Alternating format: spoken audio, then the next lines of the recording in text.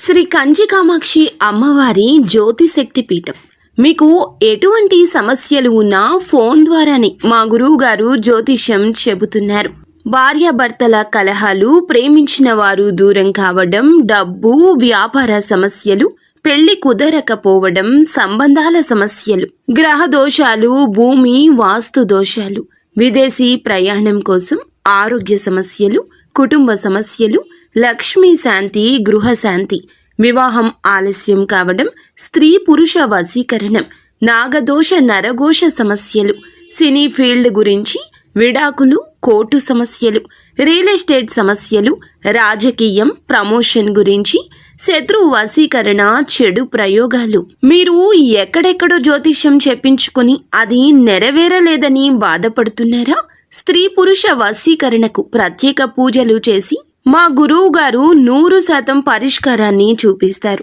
ఎటువంటి సమస్యలకైనా ఒక్కసారి నమ్మకంతో మా గురువు గారు గోపీరాజు గారిని సంప్రదించండి. Phone number 9881559967. ఈ రోజున ఈ రాశి జాతకులు ఒక వ్యక్తి హఠాత్తుగా కాల్ చేస్తారు.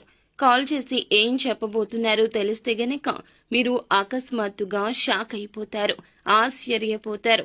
ఆ వ్యక్తి ఎవరు, ఆ కాల్ రీత్యా మీరు చేరుకుంటున్న ఆ యొక్క వార్త ఏమిటి, తదితర అన్ని వివరాలు ఈ వీడియోలో తెలుసుకుందాము. వీడియో మీకు నచ్చినట్లయితే లైక్ చేయండి. మీ లైక్ మాకెంతో సపోర్ట్ అండ్ ఎంకరేజ్మెంట్ గా ఉంటుంది. ఇక ఆలస్యం అనేది ఏమాత్రం లేకుండా మనం ఈ వీడియోలోకి వచ్చేది. ఈ రోజున మీరు ఏ పని చేసినా కాస్తంత నెమ్మదిగా సాగబోతుంది. తెలియకుండానే ఒక సమస్యలో మాత్రం ఖచ్చితంగా చిక్కుకుంటారు. జాగ్రత్తలు తప్పక తీసుకోండి. తెలిసి కానీ తెలియక కానీ ఏదో ఒక తప్పు మీరు చేసి ఉంటారు. ఇతరులతో మాట్లాడేటప్పుడు జాగ్రత్త వహించండి. ఉన్నది ఉన్నట్లు మాట్లాడడం వల్ల మీకు శత్రువులు అధికంగా తయారవుతారు. అయితే మీకు ఒక ఫోన్ కాల్ వల్ల అనుకునే విధంగా ఇబ్బందులు అయితే రాబోతున్నాయి. కోపంలో మీరు ఏదో విషయంలో మాట జారి ఉండవచ్చు. దాన్ని పట్టుకుని మీపై ఇతర వ్యక్తులు కక్ష సాధించబోతున్నారు. మీకైతే ఖచ్చితంగా నిందలు రాబోతున్నాయి.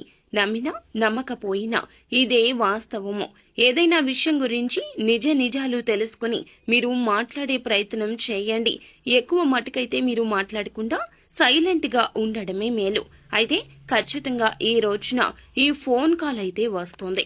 తెలిసి తెలియక తొందరపాటు వల్ల చేసిన తప్పు వల్ల మీరు తిట్లు తినబోతున్నారు. మీకు తెలియకుండానే అది జరిగి తీరుతుంది. కానీ మీపై నిందలు అనేవి ఖచ్చితంగా వస్తాయి.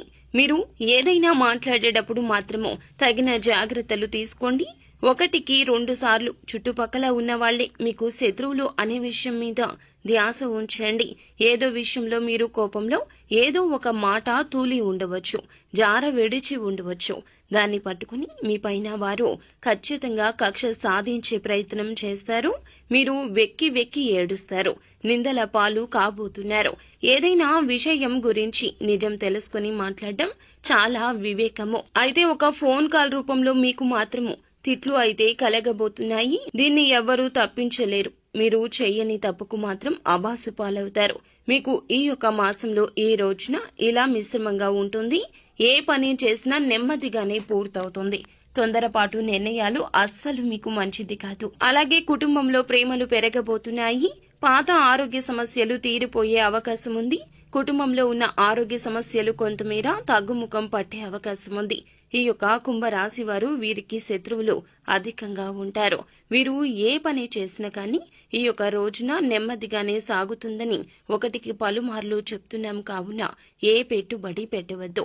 ఏ నూతన నిర్ణయం, ఏ నూతన కార్యక్రమం కోసం తీసుకోవద్దు. ఇబ్బందులు అనేవి మీకు చెప్పి రావండి. కావున జాగ్రత్త వహించడం మీ వంతవుతుంది. మీకు మాత్రం ఈ రోజు ఇలా ఒక ఫోన్ కాల్ వల్ల మాత్రం పక్కాగా తిట్లు వినబోతున్నారు, ఆబాసు పాలు కాబోతున్నారు. తెలిసి తెలియని నిర్ణయాలు తీసుకోవద్దు. పనుల్లో ఆటంకాలు వచ్చే అవకాశం ఉంది. ఆలోచించి నిర్ణయం తీసుకోండి. పనులు వాయిదా వేసుకోకండి. నెమ్మదిగా అయినా సరే పూర్తి చేయండి. పనులు మాత్రం వాయిదా వేస్తే మీ మీద ఉన్న ఇంప్రెషన్, గౌరవం కోల్పోతారు. మీ పక్కన ఉన్న వారిని మీరు ఖచ్చితంగా గమనిస్తూ ఉండాలి. పనులలో ఇబ్బందులు అయితే రాబోతున్నాయి కావున మీరు తప్పక కొన్ని జాగ్రత్తలు పాటించండి. నిత్యం శివారాధన చేసుకోండి. ఏ పని మొదలు పెట్టబోతున్నా కూడాను అంటే ఇంటి నుండి బయటకు వెళ్ళేటప్పుడు ఖచ్చితంగా పరమశివుని ఫోటో ముంగిట ఆవు నేతి దీపం వెలిగించుకుని ఇంటి నుండి బయటకు వెళ్ళండి. అంతా మంచి